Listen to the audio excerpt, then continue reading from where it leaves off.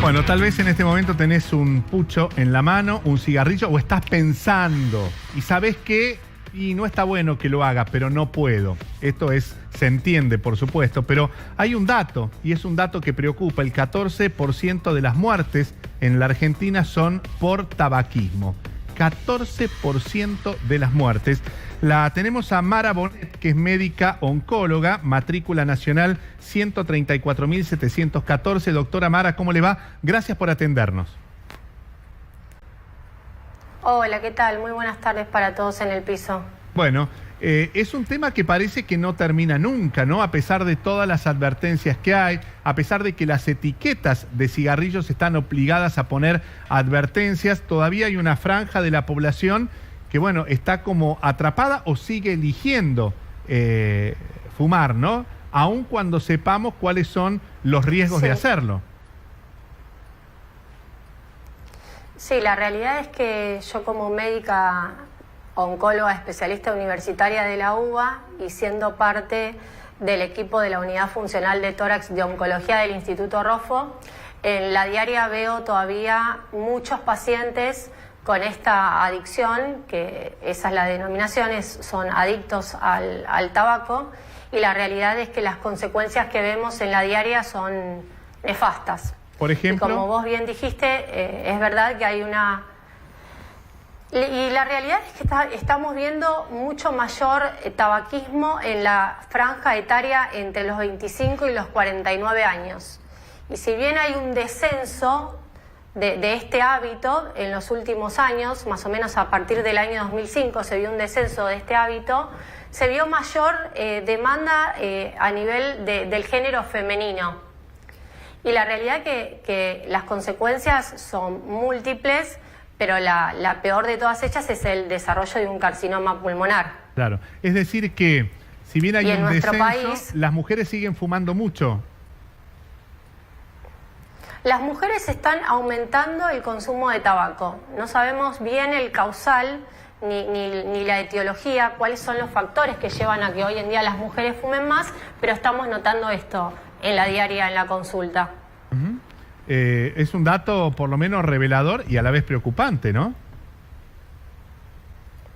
Sí, porque la patología asociada a todo lo que es tabaquismo, ya sea EPOC, que significa enfermedad pulmonar obstructiva crónica, o lo que más me compete a mí, que es cáncer de pulmón, genera consecuencias tanto en los pacientes como en todo el núcleo familiar, digamos, tiene un gran impacto en la vida del paciente, pero en la vida del núcleo familiar que lo acompaña. ¿Por qué genera un detrimento bastante importante en la calidad de vida diaria?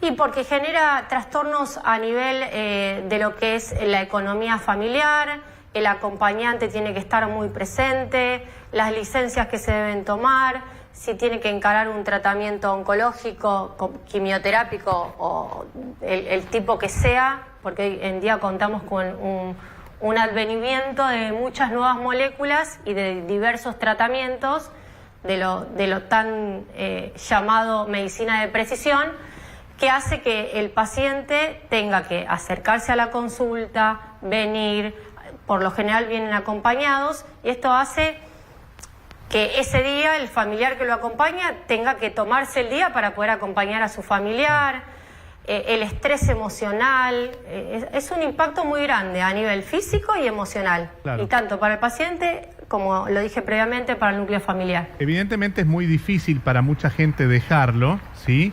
Abandonar el hábito o salir de esa adicción. Me llamó la atención el fin de semana, me encontré con una conocida que había pasado por un cáncer y la vi nuevamente fumando, y yo digo, haber pasado por una circunstancia, ¿no?, de cáncer, haberlo atravesado, haber salido y seguir fumando debe ser muy... No la juzgué porque no soy quien para hacerlo, pero sí reflexioné en esto, debe ser muy difícil. ¿Qué hacer cuando nos está costando? ¿Qué hacer cuando nos resulta casi imposible poder dejar, aunque sabemos que lo tenemos que dejar al cigarrillo? A ver, yo creo que el poder nace en la persona, ¿sí? Pero la persona necesita un acompañamiento siempre por un profesional. Es justo lo que hablábamos con uno de los chicos que está aquí conmigo. que para mí es fundamental el tomar uno inicialmente la decisión, de eso no hay duda que es necesario, pero sí acompañarse y tener en consideración la ayuda de un profesional, y en este caso mi recomendación es, por supuesto, un neumonólogo. Un neumonólogo. Si no es un neumonólogo, el clínico de cabecera de confianza, alguien que nos sepa derivar y que nos pueda aportar, ya sea farmacológicamente, emocionalmente, psicológicamente, un apoyo para lograr destetarnos de esta afección. Los otros días también me crucé con una señora que conozco y me decía que dejó de fumar, lo logró, pero cuando va por la calle y alguien va fumando, lo sigue unos metros por lo menos para estar cerca de ese olor que lo necesita.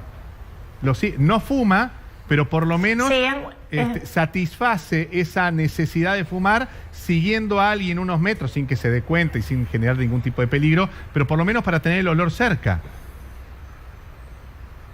Sí, es muy frecuente lo que vos me decís, muy habitual.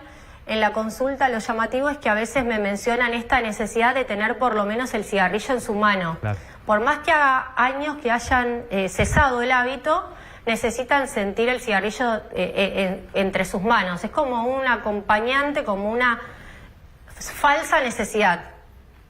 Claro. ¿Y qué pasa, por ejemplo, con los grupos de contención o los grupos en los que se acompañan para salir de una adicción? Usted hablaba de consultar el neumonólogo, ¿no? O bien algún profesional. Sí. Pero ¿qué pasa con todos estos lugares donde se puede trabajar sobre esto para lograr dejarlo? ¿Usted los recomienda? Los recomiendo 100%. De hecho, mi madre, cuando estaba en la carrera de medicina, era una tabaquista pesada, es decir, que fumaba muchos cigarrillos diarios, y mi recomendación fue que dejara de hacerlo, porque yo era inicialmente una estudiante, todavía no me había definido en mi especialidad en oncología, y se puso en contacto con un grupo que pertenecía a un hospital público, y la verdad que todo ese grupo fue de gran compañía y ayuda, claro, porque se generaba esta red de contención y de llamados diarios en los cuales se conectaban y se brindaban ayuda y apoyo.